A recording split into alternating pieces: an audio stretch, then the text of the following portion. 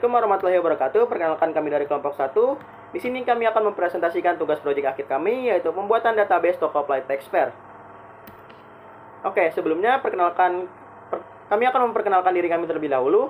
Perkenalkan, nama saya Andika Rahman dengan NIM 24105111056. Perkenalkan, nama saya Fikri Bukhari dengan NIM 24105111059. Nama saya Muhammad Fadlan Fadilah dengan NIM 24105111052. Baik, saya Muhammad Rizky dengan NIM digit terakhir 049. Oke, sebelum kita melanjutkan untuk mempresentasikan materinya, saya akan menjelaskan terlebih dahulu apa saja topik yang akan kita bahas di materi-materi selanjutnya.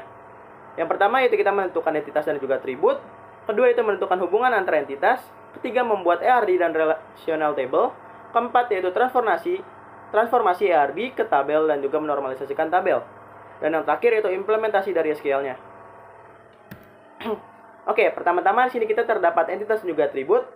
Di sini kami memiliki yang pertama yaitu entitas pegawai dengan atribut kode pegawai sebagai primary key, kode cabang sebagai foreign key dari entitas cabang, nama depan, nama belakang, email, jabatan, dan juga atasan. Dan yang kedua kita memiliki entitas cabang dengan atribut kode cabang sebagai primary key, kota cabang, nomor cabang, alamat, dan juga kode pos. Dan yang ketiga kita memiliki entitas pelanggan dengan atributnya yaitu kode pelanggan sebagai primary key, nama pelanggan, nomor HP, email, alamat, kota, negara, dan juga kode pos. Oke, selanjutnya sini kita memiliki entitas produk dengan atribut kode produk sebagai primary key, nama produk, jenis produk, stok, dan juga harga. Dan selanjutnya yaitu order. Di entitas order ini kita memiliki atribut kode order sebagai primary key, kode pelanggan sebagai foreign key dari entitas pelanggan, kode produk foreign key dari entitas produk, kode pegawai foreign key dari entitas pegawai, dan juga tanggal order, status, dan juga total harga. Dan selanjutnya kita juga memiliki entitas pembayaran. Di entitas pembayaran ini kita memiliki atribut kode pembayaran sebagai primary key, kode order sebagai foreign key dari entitas order, kode produk dari foreign key dari entitas produk, kode pelanggan foreign key dari entitas pelanggan, dan juga yang terakhir yaitu tanggal pembayaran. Oke, di sini kita ada relasi dan juga derajat kardinalitas. Jadi yang pertama yaitu pegawai dengan pegawai memiliki relasi yaitu melapor, yaitu dengan one to one, dan juga pegawai ke produk yaitu one to many dengan relasinya yaitu mengurus. Dan yang ketiga yaitu pegawai ke cabang dengan relasinya yaitu bekerja, yaitu many to one. Order ke pelanggan dengan relasi yaitu transaksi, yaitu juga many to one. Order ke produk yaitu one to many dengan relasinya masuk. Dan juga yang selanjutnya yaitu order ke pembayaran dengan one to one yang relasinya itu dikenakan. Produk ke pembayaran dengan many to one, yaitu dengan relasinya dikenakan. Dan juga pelanggan dan pembayaran dengan one to many dengan relasinya itu melakukan. Oke, di sini kita juga terdapat entity relational model atau ERD-nya dengan yang sudah kita buat berdasarkan dengan data-data sebelumnya. Dan di sini juga kita punya relational table-nya. Oke, selanjutnya akan dijelaskan oleh teman saya. Kepadanya saya persilahkan. Di sini saya akan melanjutkan untuk materi transformasi ERD ke tabel dan menormalisasikannya. Pertama di sini ada tabel pegawai yang sudah kami normalisasi sebanyak 3 tahapan. Pada tahapan pertama itu kita tabel ini sudah memenuhi karena sudah berbentuk atomik dan nggak bisa dipecah lagi dan mendefinisikan atribut kunci.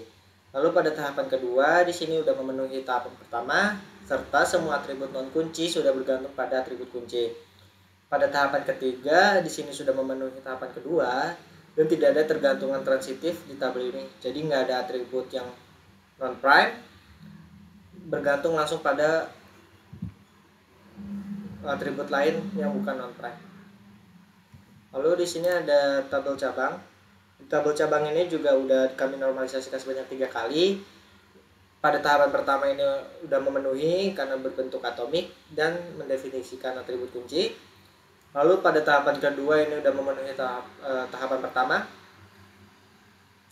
Lalu sudah semua atribut yang bukan kunci itu telah bergantung pada atribut kunci.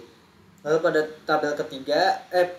tahapan ketiga ini sudah memenuhi dalam bentuk normal kedua dan tidak ada tergantungan transitif di tabel ini karena semua atributnya sudah bergantung pada kode cabang tanpa melalui atribut lain. Lalu di sini ada tabel pelanggan, udah kami normalisasi. Untuk tabel ini sudah memenuhi normalisasi 1 dan 2. Di sini tabelnya sudah berbentuk atomik dan mendefinisikan atribut kunci. Normalisasi kedua juga sudah memenuhi atribut pertama serta semua bergantung pada atribut kunci. Tetapi di sini ada masalah di yang pertama, kode pos dan kota memiliki hubungan langsung sehingga tidak berlangsung pada kode pelanggan. Kota dan kode pos dapat dipisahkan menjadi tabel baru. Jadi di sini untuk normalisasi yang ketiga kita memisahkan kota dan kode pos sehingga normalisasi 3 dapat tercapai. Jadi pada tabel ini sudah memenuhi bentuk normal kedua dan tidak ada atribut yang transitif. Lalu ada tabel produk. Di sini udah dinormalisasi sebanyak 3 tahapan juga. Udah memenuhi tahapan pertama, yaitu bentuknya atomik, tidak bisa dipecah lagi. Telah mendefinisikan kunci atribut juga. Lalu untuk tahapan kedua juga sudah memenuhi karena sudah memenuhi tahapan pertama dan semua atribut yang bukan kunci telah bergantung pada atribut kunci.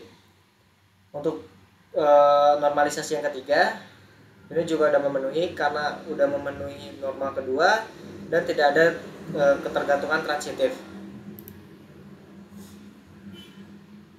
Lalu ada tabel order. Di sini tabel order udah memenuhi juga untuk ketiga tahapan. Jadi tahapan pertama udah berbentuk atomik dan mendefinisikan atribut kunci. Di tahapan kedua dia udah memenuhi normal pertama juga semua atribut bergantung pada atribut kunci. Pada normal ketiga dia juga udah memenuhi normal kedua dan tidak ada ketergantungan transitif di tabel ini. Jadi semua atribut non-prime udah bergantung pada atribut kode order yang di sini tuh menjadi atribut prime. Dan lalu ada tabel pembayaran. Ini udah dinormalisasi juga. Udah memenuhi 3 normalisasi. Normalisasi pertama sudah terpenuhi, sudah berbentuk atomik dan mendefinisikan atribut kunci. Dan pada normalisasi kedua di sini juga ada memenuhi normalisasi pertama dan semua atribut yang bukan kunci sudah bergantung pada atribut kunci. Untuk normalisasi ketiga juga sudah memenuhi. Yang pertama itu telah memenuhi atribut normalisasi kedua. Dan tidak ada tergantungan transitif di tabel ini karena semua atribut non-prime bergantung langsung pada kode pembayaran tanpa melalui atribut lain. Untuk selanjutnya akan dilanjutkan oleh Muhammad Fadlan. Terima kasih. Baik, izin melanjutkan. Pada langkah selanjutnya, kita akan mengimplementasikan rancangan basis data yang telah kita buat tadi di dalam MySQL. Pertama-tama kita membuat database terlebih dahulu. Database yang kita buat ini dinamai dengan playTextPair. Kemudian selanjutnya kita membuat tabel untuk setiap unsur yang terlibat dalam aktivitas pada toko ini. Kita membuat tabel ini menggunakan salah satu komen yang ada pada DDL, yaitu create. Sebagai contoh, kita membuat tabel cabang di sini dengan berisikan atribut-atribut yang telah kita tentukan tadi. Di sini ada kode cabang dengan tipe data char yang juga bertindak sebagai primary key. Kemudian ada kota cabang dengan tipe data varchar, ada nomor cabang dengan tipe data integer, dan seterusnya. Setelah kita membuat tabel tadi, kemudian kita isi tabel-tabel tersebut dengan dengan record menggunakan salah satu komen yang ada pada DML, yaitu insert. Sebagai contoh, kita di sini mengisi tabel cabang tadi dengan record, yaitu dengan value sebagai contoh kode cabang CB001, CB002, CB003 dan seterusnya. Kemudian dilanjutkan dengan di sini kita akan membuat atau menggunakan logika OR untuk memfilter data. Jadi fungsinya OR di sini untuk menggabungkan beberapa kondisi dan dapat menampilkan baris jika salah satu kondisi terpenuhi atau bernilai true. Sebagai contoh, kita akan menampilkan data pada tabel produk dengan ketentuan stok harus melebihi 50 atau harganya harus melebihi 100.000. Jadi, data yang akan ditampilkan nanti harus memenuhi setidaknya salah satu dari kedua kriteria ini. Jika tidak memenuhi keduanya, maka data tidak akan ditampilkan. Selain itu, memfilter data juga bisa dilakukan menggunakan fungsi logika AND. Yang membedakan di sini yaitu jika logika OR hanya membutuhkan salah satu saja, maka pada logika AND ini harus memenuhi kedua kriterianya. Jika tidak memenuhi kedua kriterianya atau bahkan tidak memenuhi salah satunya, maka data tidak akan ditampilkan. Kemudian, di sini juga kami menggunakan trigger untuk memperbarui aktivitas yang ada pada tabel. Sebagai contoh, kita mengaplikasikannya pada tabel produk ini, yang berfungsi untuk mengupdate stok pada tabel produk dan juga mengisi tabel log order ketika status pemesanan pada tabel order itu telah berstatus sukses, agar kita tahu berapa stok dari barang yang masih tersisa dan juga agar kita dapat mengecek kembali semua histori pembelian barang yang terjual. Selain itu, kita juga mengaplikasikan pada tabel pembayaran. Di sini, trigger pembayaran berfungsi untuk mencatat pembayaran yang baru ditambahkan ke dalam tabel pembayaran dan tabel log pembayaran, serta berfungsi untuk mengupdate status pada tabel order pada baris yang memiliki kode order yang sama seperti pada tabel pembayaran. Selanjutnya, kita di sini menggunakan fungsi event dalam membuat event laporan. Event ini dibuat dengan tujuan untuk memantau banyak penjualan yang didapatkan, baik itu setiap hari, setiap minggu, ataupun setiap bulan. Event ini juga berfungsi sebagai rangkuman yang dapat memudahkan dalam pembentukan laporan. Jadi ketika kita ingin melihat aktivitas penjualan yang dilakukan, baik itu setiap hari, setiap minggu, ataupun setiap bulan, kita bisa menggunakan event ini sebagai langkah untuk pengecekan secara berkala. Di sini juga kita bisa menampilkan data menggunakan fungsi inner join, yang mana inner join ini membantu kita untuk menampilkan data yang ada pada beberapa tabel. Sebagai contoh, di sini kita mengambil data yang ada pada tabel pegawai dan tabel cabang. Kita menampilkan data nama lengkap yang ada pada tabel pegawai dan kota cabang yang ada pada tabel cabang. Kemudian kita juga bisa menampilkan data secara descending atau menurun menggunakan fungsi order by. Di sini kita mengaplikasikannya pada tabel pembayaran, yang mana tanggal pembayaran di sini kita urutkan secara descending atau menurun dari tanggal 19 ke tanggal 14. Mungkin sekian, untuk pembahasan selanjutnya akan disampaikan oleh teman saya. Terima kasih. Saya akan menjelaskan terkait implementasi basis data dengan pembahasan subquery dengan fungsi agregat. Di mana di sini ada query select bintang from pembayaran, where tanggal pembayaran, lalu ada subquery-nya yang akan mengambil data field tanggal pembayaran dengan data maksimal. Jadi dia akan menampilkan seluruh data pembayaran dengan syarat tanggal pembayarannya ini yang maksimal. Lalu selanjutnya terdapat subquery dengan limit, yang dimana dia akan mengambil nama depan, nama belakang yang ada pada tabel pegawai dan dijoinkan, inner join dengan tabel cabang on yang primary key dan foreign key-nya yang sama, dengan syarat dia akan mengambil kota cabang yang cabangnya ada di Jakarta. Lalu di sini akan menampilkan karyawan yang bekerja pada cabang di Jakarta. Baik, selanjutnya terdapat pembahasan join juga, tetapi dengan left join dan right join. Jadi di sini terdapat select pegawai, nama depan, nama belakang, jabatan, yang mana itu ada di tabel pegawai, lalu kota cabang dan alamat cabang itu ada di tabel cabang. Lalu using KD cabang, yang mana primary key dan foreign key-nya harus sama. Tampilan ini menampilkan data yang ada pada cabang dan pegawai. Dia akan menjoinkan tabel yang ada di kiri dan kanan, yaitu pegawai dan cabang. Lalu selanjutnya terdapat fungsi pembahasan left join, yang mana ini menampilkan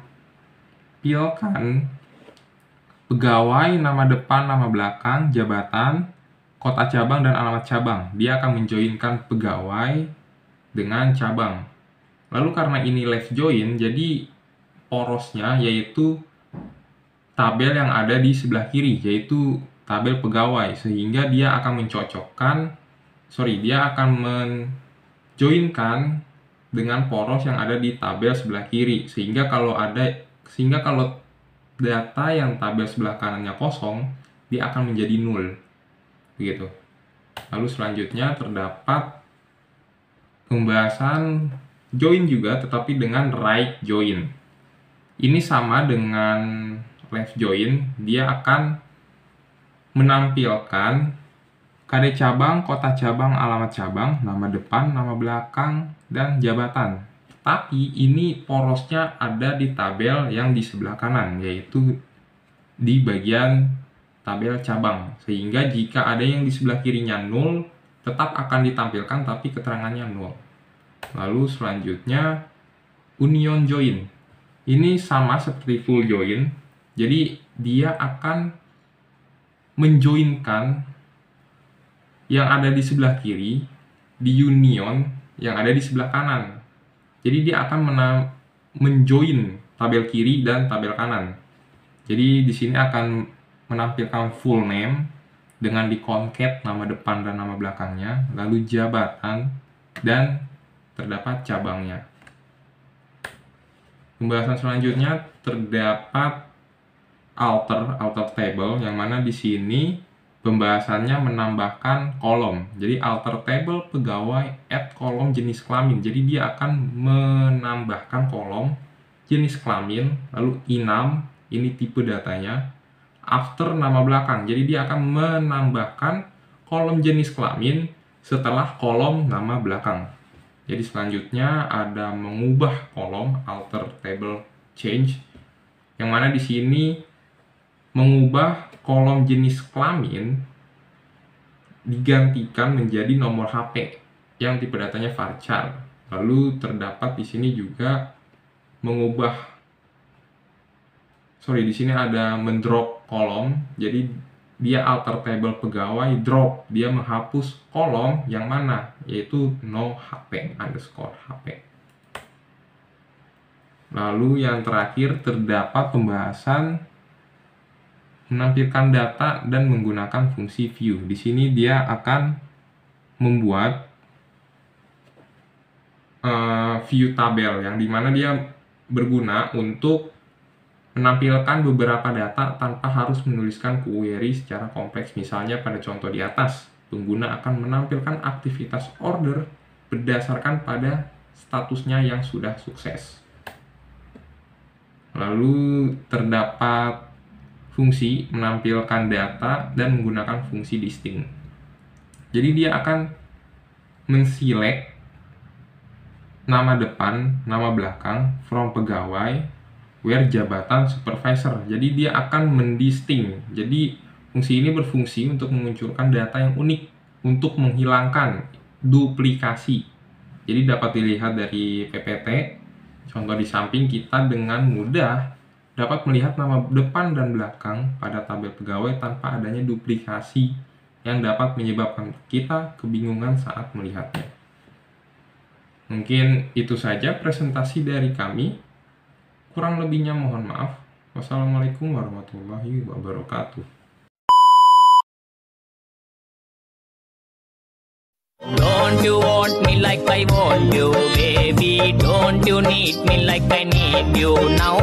Sleep tomorrow, but tonight go crazy. All you gotta do is just meet me at the